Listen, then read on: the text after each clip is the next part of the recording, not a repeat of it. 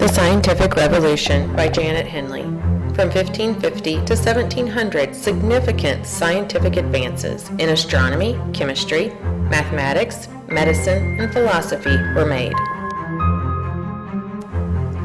Inventions such as the printing press, telescope, and microscope opened up whole new worlds in the field of science during the Scientific Revolution. Science was starting to be utilized to answer technical problems, such as how much weight could a ship hold?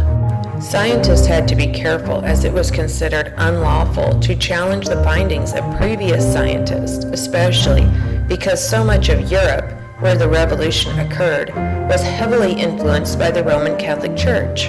The Church did not like science contradicting their religious beliefs of the time. We have the Scientific Revolution to thank for geometry, algebra, and trigonometry. Let me introduce you to a few of the most well-known mathematicians from the Scientific Revolution.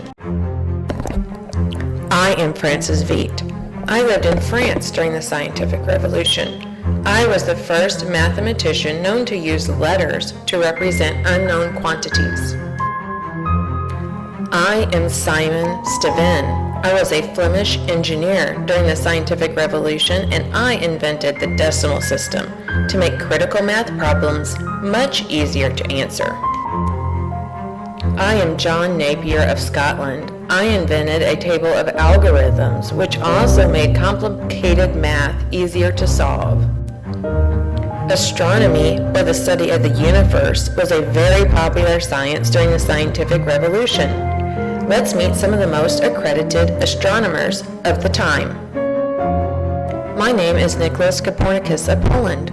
Johannes Kepler of Germany and I were the first scientists that challenged previous beliefs that held that the Earth was the center of the universe. We both believed that the Sun, not Earth, was center of the universe. My name is Galileo. I was the first scientist to use a telescope. Advanced for my day, my telescope could magnify an object to make it 14 times closer than it really was. I determined that the planets were not just balls of light, but they were actually made of solid matter. I am Isaac Newton. I am considered to be the greatest scientific genius of the Scientific Revolution. I first theorized about the laws of gravity. I was the first scientist to reveal my opinion that the planets orbited the sun. I professed that the universe was a huge, regulated, organized, uniform machine.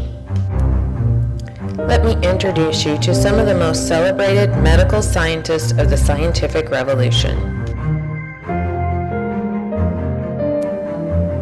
Meet Andreas Vesalius and William Harvey. They were some of the first scientists to actually dissect humans for the study of science, today known as autopsy or gross anatomy.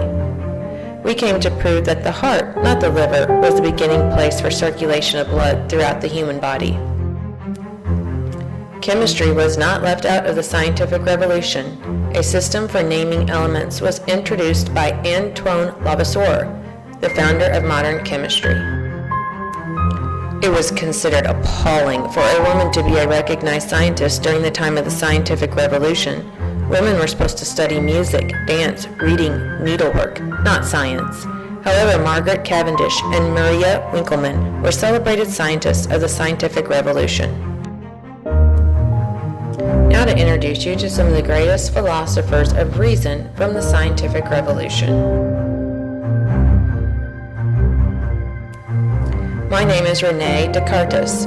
I coined the term rationalism. I said we need to forget everything we thought was true and start all over. We need to reevaluate or reason it out. I think, therefore I am, is a phrase coined by René Descartes. After all, reason is the chief source of knowledge. Last but certainly not least, I am Sir Francis Bacon. I believed, like Descartes, that one must free their mind of opinion, because opinion can distort the truth. I invented the scientific method, a systematic approach to collecting and analyzing evidence. As you can tell from my presentation, many scientific beliefs that still hold true today came to be known due to the great scientific minds of the Scientific Revolution.